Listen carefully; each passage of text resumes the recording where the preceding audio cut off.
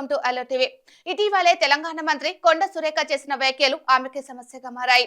రాజకీయాలతో సంబంధం లేనిది హీరో నాగార్జునపై ఆమె అనుచిత వ్యాఖ్యలు చేశారు.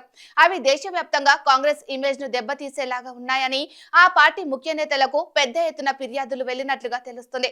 ఈ మేరకు అన్ని వివరాలు సేకరించిన హైకమాండ్ ఆమెతో రాజీనామా చేయించాలని పిసిసి అధ్యక్షుడు మహేష్ కుమార్ గౌడ్ కు సమాచారం పంపించినట్లుగా సమాచారం. అయితే బీఆర్ఎస్ నేతలు, ఆ పార్టీ సోషల్ మీడియా కార్యకర్తలు తనపై పెట్టిన అసభ్య పోస్టుల వల్లే ఇదంతా జరిగిందని, తన పరువును కాపాడుకునేందుకే ఇలా స్పందించాల్సి వచ్చిందని కొండ సురేఖ వాదిస్తున్నారు. అవసరమైతే హైకమాండ్ కు తన వాదన వినిపిస్తానని, రాజీనామా చేసే ప్రశ్నే లేదని కొండ సురేఖ తన సన్నిహితులతో చెబుతున్నట్లుగా ప్రచారం జరుగుతుంది. ఇప్పటికే తన వ్యాఖ్యలను వెనక్కి తీసుకున్నానని ఆమె గుర్తు చేస్తున్నారు.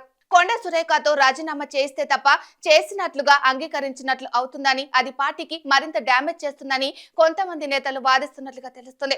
ఈ విషయంలో ముఖ్యమంత్రి రేవంత్ రెడ్డి అభిప్రాయమే కీలకం కానుంది. ఆయన హైకమాండ్ కు ఏం చెబితే దాని ప్రకారం ముందుకు వెళ్లే అవకాశం ఉంది.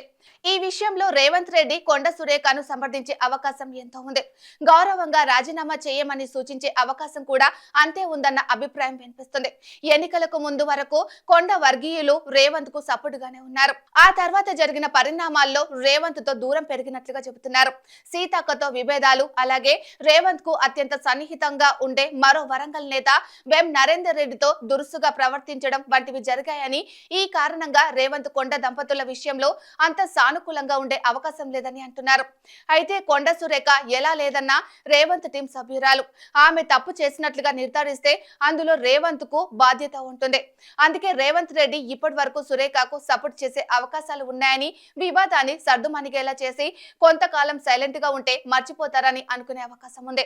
అయితే హైకమాండ్ తప్పనిసరిగా రాజీనామా చేయించాలని ఆదేశిస్తే రేవంత్ కూడా ఏమీ చేయలేరని కాంగ్రెస్ వర్గాలు చెబుతున్నాయి.